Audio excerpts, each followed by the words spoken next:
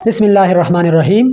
उम्मीद है कि आप सब खैरियत से होंगे। आज मैं आपको बताऊंगा कि ये जो इंटीस होता है या ईटा होता है या कोई भी टेस्टिंग एजेंसी हो जो किसी जॉब के लिए टेस्ट कंडक्ट करती है, तो वो जो बेसिक मैथ्स होती है वो कहाँ से आती है और कौन कौन से इम्पॉर्टेंट टॉपिक्स है या उसकी तैयारी हम किस बुक से करते हैं या किस किताब से करते हैं।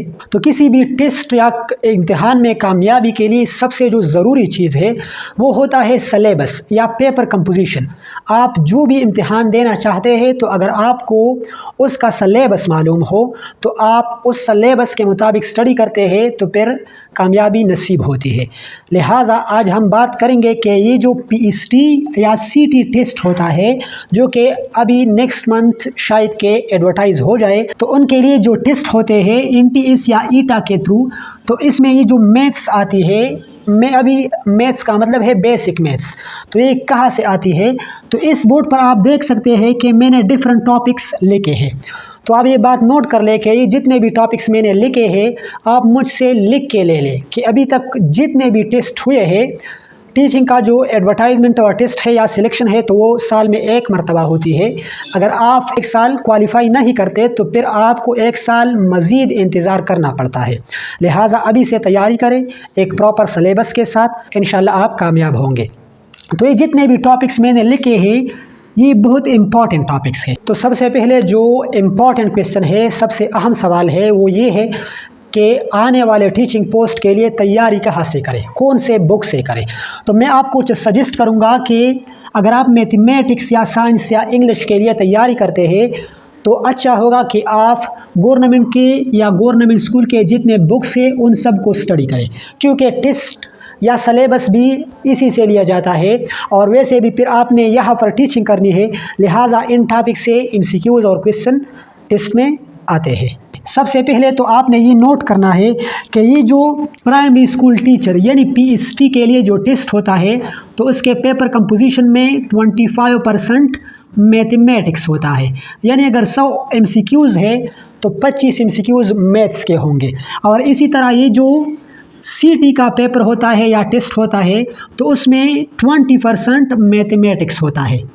पीएसटी का जो मैथ्स है वो अगर आप फर्स्ट यानी केजी से लेकर 8 तक के गवर्नमेंट के जितने भी बुक्स हैं मैथमेटिक्स के उसको स्टडी करें तो इंशाल्लाह आपके ये 25 जो एमसीक्यूज़ होते हैं ईटा या इंटीस में तो ये आपके कवर हो जाते हैं। जबकि सीटी के लिए अच्छा ये होगा कि आप 4th से लेकर 10 तक यानी क्लास 10 तक यानी मैट्रिक तक अगर मैथ्स आप समझ सकते हैं तो आपका टेस्ट या आपके एमसीक्यूज़ हल हो सकते हैं। 8 तक भी ठीक है, लेकिन अगर ज़्यादा स्टडी कर ली तो अगर ज़्यादा मुश्किल एमसीक्यूज़ या ऑब्जेक्टिव आ जाए तो भी आप हल कर सकेंगे। अब ये जो मैंने लिखे हैं तो ये सबसे इम्पॉर्टेंट टॉपिक्स हैं। अगर पीएसटी में 25 एमसीक्यूज़ आते हैं तो वो तकरीबन मैं आपको आज बताऊंगा कि कौन से टॉपिक से आते हैं और इसमें इंशाल्लाह कोई गुंजाइश नहीं रहती, कोई शक नहीं होगा, बस यहाँ से आएंगे। सबसे पहले तो जो एमसीक्यूज़ आते हैं, एक आता है टाइप्स ऑफ नंबर। यानी जैसा कि हमें मालूम है कि मैथ्स में नंबर के बहुत से टाइप्स हैं, जैसा कि even number, odd number, composite number, prime number या इंटीजर्स या जो भी हो, तो एक ऑब्जेक्टिव तो टाइप्स ऑफ नंबर से आता है। लिहाजा जितने भी टाइप्स ऑफ नंबर्स है वो आपने क्या करना है, उसको आपने समझना है। सपोज एक ऑब्जेक्टिव आ गया, आपको दिया गया है कि which one of the following is even number. आपको 4 ऑप्शंस दिए गए होते हैं। फॉर एग्जांपल अगर मैं लिखूं कि एक नंबर है 1, सेकंड है 7, थर्ड है 8 एंड फोर्थ है 11। सपोज सपोज ये 4 चॉइसेस है और आपको कहा गया है कि which one of the following is even, तो आपने क्या करना है, सी नंबर ऑप्शन को सिलेक्ट करना है। इसी तरह कोई भी आ सकता है, लेकिन नंबर टाइप्स आपने इसको अच्छे तरीके से समझना है। फिर एक ऑब्जेक्टिव हमेशा हर टेस्ट में आता है LCM यानी least common multiple. For example आपको टेस्ट में दिया गया होता है कि द LCM ऑफ 5 एंड 10, तो 5 और 10 का एलसीएम क्या है, 5 एंड 10 इसका एलसीएम। तो इसका एलसीएम हम आसानी के साथ लिख सकते हैं कि ये क्या है, 10 है। तो इसी तरह के बहुत से क्वेश्चन आपको आ सकते हैं। हमेशा एक क्वेश्चन आता है HCF से, हाईएस्ट कॉमन फैक्टर। ये भी इसी तरह का होता है कि what is the HCF of 2 and 4 etcetera, जैसा भी हो।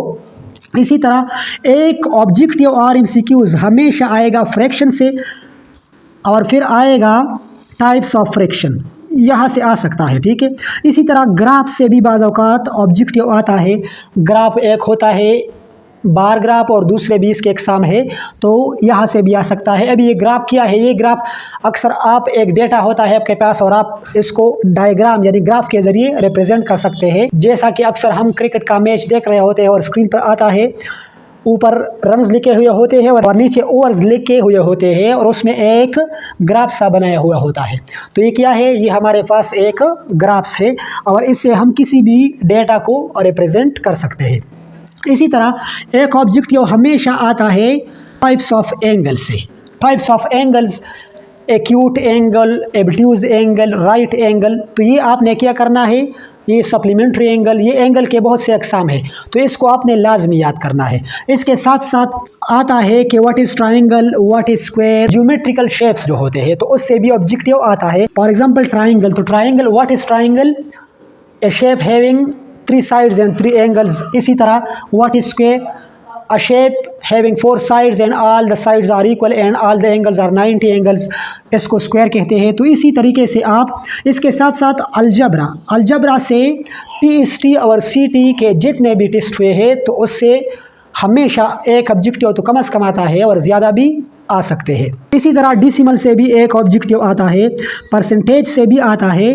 इसके साथ साथ एरिया, किसी भी शेप की area, for example area of rectangle, area of square, तो इसका एक स्पेशल फार्मूला है, बस सिर्फ फार्मूले में हमने वैल्यूज पुट करने हैं और जवाब या आंसर आ जाता है। तो ये तो थे वो ऑब्जेक्टिव्स जो आने वाले टीचिंग पोस्ट के लिए इंतहाई अहम है। इसको आपने खामखा याद करना है या इसको आपने समझना है।